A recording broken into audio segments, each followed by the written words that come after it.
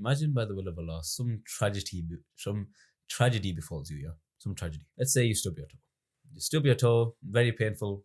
Ow, yeah? Now, there's multiple ways you can go about reacting to this very, very painful experience. Let's say one, you go about telling everyone that you stubbed your toe and you keep complaining about it. Okay, that's the first way to go about it. But the second way, you can just think, okay, fine, I stubbed my toe. It was kind of painful. And yeah, that's it. Let's carry on with my day. And then you actually remember the hadith about even something as small as a thorn prick affects a Muslim. His sins are forgiven. So then you go about your day in a better mood because you think, bro, my sins are being forgiven. Let's go. Now, I'm going to ask you another question. I didn't ask you a question yet, but I'm going to ask you another question. Which option do you choose? Be 100% honest. Which option do you choose in all situations? Because if I'm being honest, I don't choose the actual healthy one, the second one.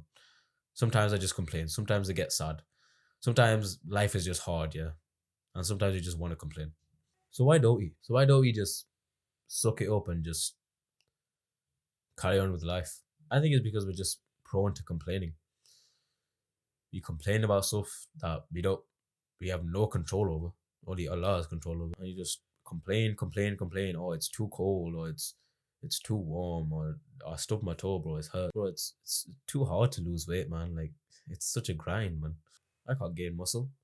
You know, I'm just skinny. Stop complaining. What does it do for you? Literally, what does it do for you? Say I have this monster can right here, and I drop it all over my desk.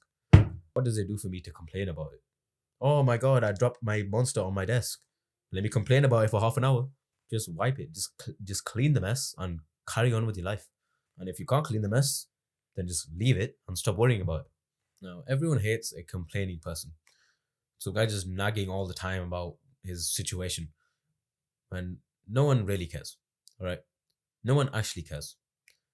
You might think they care because they're giving you sympathy. Oh, it's okay, bro. Just sit there. Just okay. I know your situation now.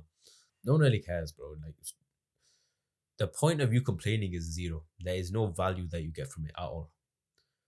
Now, I'm actually tell you how to healthily complain. As Muslims, as true Muslims, we should only be complaining. Also, as Muslim men, we should only be complaining to Allah.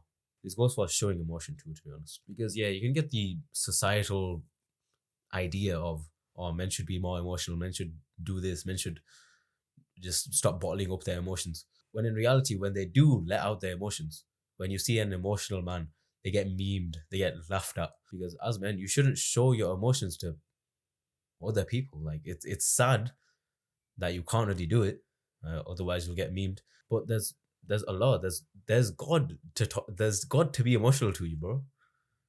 You can cry to Allah and no one will know. Even if you are explaining your problems and complaining to the kindest person, if you keep repeating it, it will get annoying to them eventually. They're not perfect. They're not a sponge, an infinite sponge just absorbing all your problems. They will get tired of it. But I'll tell you who doesn't get tired of it. Allah, God. In Surah Yusuf, verse 86, Prophet Yaqub gives a solid line that we should all take inspiration from, like all of us. He says, I complain of my anguish and grief only to Allah. Only to Allah. Every single thing that you could possibly complain about it to Allah. That's the most valuable advice you'll ever get out of this conversation that we're having right now. If you could take anything away from this, please take that advice. Complain of your grief and sorrow only to Allah. Only to Allah. Now you see how this kind of subverts or kind of undermines the advice of men should stop bottling up their emotions, because you're not bottling up your emotions anymore. You're laying them out in front of the literal being that created you. Who else would? Allah is all knowing. Who else would know exactly your situation? Exactly your situation. No therapist can come and know everything that's happening in your mind, every single thought that you have. No therapist can do that. No therapist is God. Now, I'm not saying don't get a therapist. If you need professional help, then get professional help. But if it's just general problems, man, just general problems that you're having, then please just complain about it to Allah. Inshallah, make dua. Dua stands in the face of calamity. And inshallah, your situation improves, whatever you're complaining about. Alright, that's what I want to end off on. The most valuable advice: complain only of your grief and sorrow to Allah. That's it.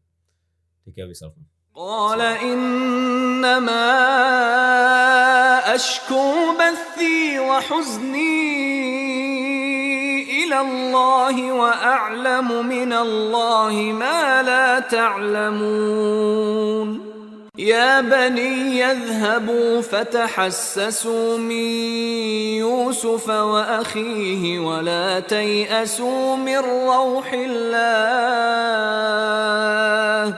إنه لا ييأس من روح الله إلا القوم الكافرون